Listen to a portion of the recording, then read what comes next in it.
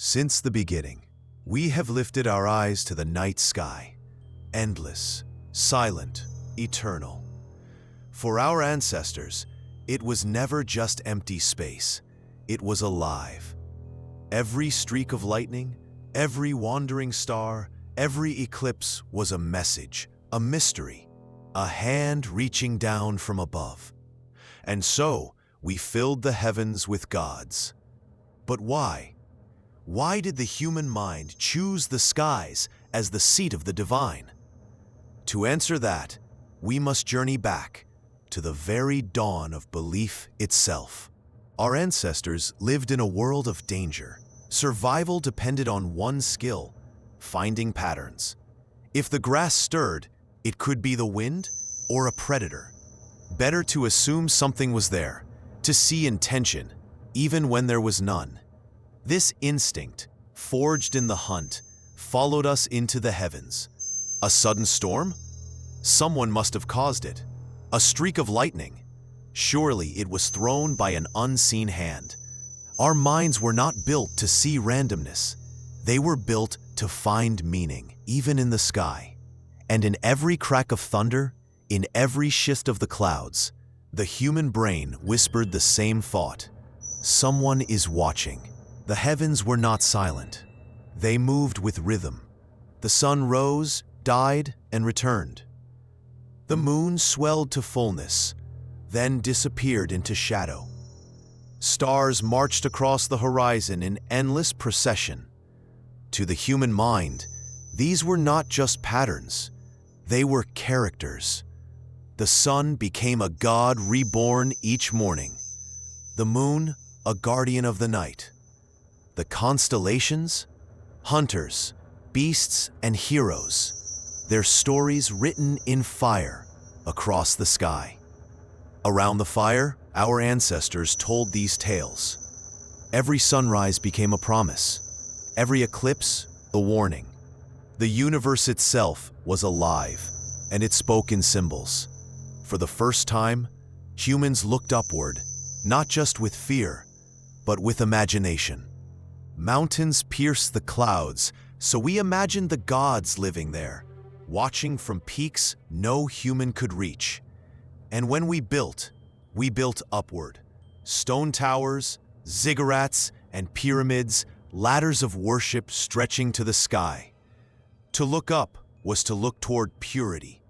To look down was to face mortality.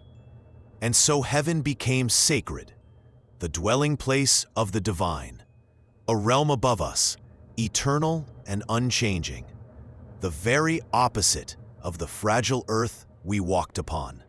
The sky did more than inspire awe, it gave power. If the gods lived above, then someone here on earth could claim to speak for them. A chief could point upward and say, "The storm god favors me." A priest could warn, "The sun god demands a sacrifice." Belief in sky gods bound people together. Shared stories gave shared rules. Invisible eyes in the heavens watched every action, judging, rewarding, punishing.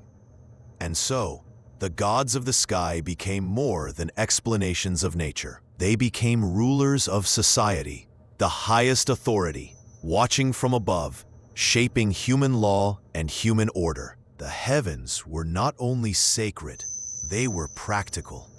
The stars marked the seasons. The rising of certain constellations told hunters when herds would return. The tilt of the sun revealed when to plant, when to harvest, when the rains would come. But to early eyes, this was not astronomy. It was prophecy. Priests became interpreters of the gods' movements. The sun's path was divine order. An eclipse was a warning. A solstice was a holy turning of the year. From these patterns, calendars were born. Time itself was carved from the heavens. The sky was no longer just the home of gods. It was their script, written in light, guiding the fate of humanity below. But the greatest mystery was death. The earth swallowed bodies, but the sky remained eternal. The stars did not wither. The moon always returned. The sun was reborn each dawn. So we imagined that death was not an ending, but a rising. That when breath left the body, it ascended upward, joining the gods in the sky. Graves were filled with offerings for the journey. Fires were lit to guide the spirit home. In this way, the heavens became more than the dwelling of gods.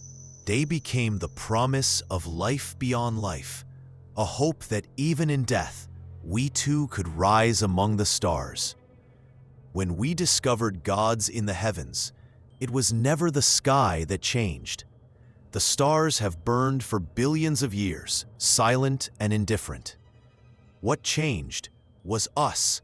We filled the void above with meaning, patterns for survival, stories for wonder, laws for order, promises. The heavens became our greatest canvas, a stage for gods, a clock for time, a hope against death.